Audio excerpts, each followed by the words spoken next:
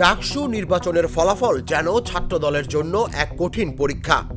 শুরু থেকেই তারা অংশ নেবে কিনা এ নিয়ে দ্বিধা আর অনিশ্চয়তা ছিল। যখন প্রতিদ্বন্দ্বী সংগঠনগুলো জোর প্রস্তুতি নিচ্ছিল, ছাত্রদল তখনও ভিপি পদে প্রার্থী ঠিক করতে পারেনি। অবশেষে ভোটের মাত্র ২০ দিন আগে ঘোষণা আসে প্যানেলের।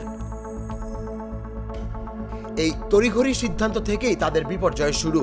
যথেষ্ট প্রস্তুতি তো ছিলই না, বরং প্রচারণায় ছিল অগোছালো ভাব। শিবির যেখানে ১ বছরের বেশি সময় ধরে তাদের নেতাদের ফোকাসে এনে প্রচার চালিয়েছিল, ছাত্রদল সেখানে কোনো মুখকেই শিক্ষার্থীদের কাছে তুলে ধরতে পারেনি। ফলাফল, ডাকসুর কোনো পদেই জয়ী হতে পারেনি দলটি। সংগঠনের শীর্ষ নেতারাও স্বীকার করছেন, শুরু থেকেই নির্বাচনকে গুরুত্ব দেওয়া হয়নি।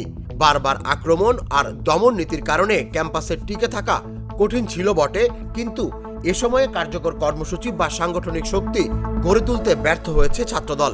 হলগুলোতে তাদের ভিত্তি ছিল দুর্বল, সামাজিক যোগাযোগ মাধ্যমেও প্রচারণা আকর্ষণীয় হয়নি। শুধু তাই নয়, প্রচারের মাঠে শিবির এগিয়ে গেলেও ছাত্রদলের বিরুদ্ধে চালানো অপপ্রচার তারা ক্ষমতায় এলে পুরনো গণরুম, গেস্টরুম সংস্কৃতি ফিরবে অনেক শিক্ষার্থীকে দূরে সরিয়েছে। আর বিতর্কিত মন্তব্য, নেতাদের অনিয়ম সংক্রান্ত অভিযোগও ছাত্রদলের ভাবমূর্তিকে করেছে ক্ষতিগ্রস্ত। বিশ্লেষকরা বলছেন, শিবিরের প্রার্থীরা আগে থেকেই নির্ধারিত ছিল, তারা মাঠে পরিকল্পনা করে কাজ করেছে। অন্যদিকে ছাত্রদলের প্রার্থীরা মনোনয়ন জমা দেওয়ার সময়ও নিশ্চিত ছিল না।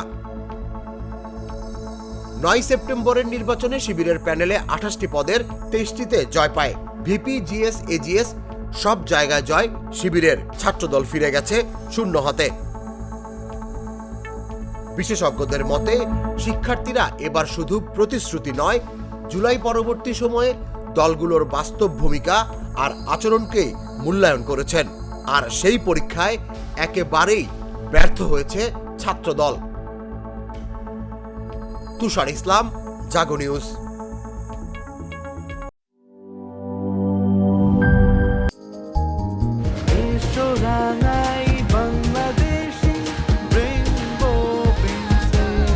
রেইনবো পেইন্টস, ছড়াও জীবনের রং।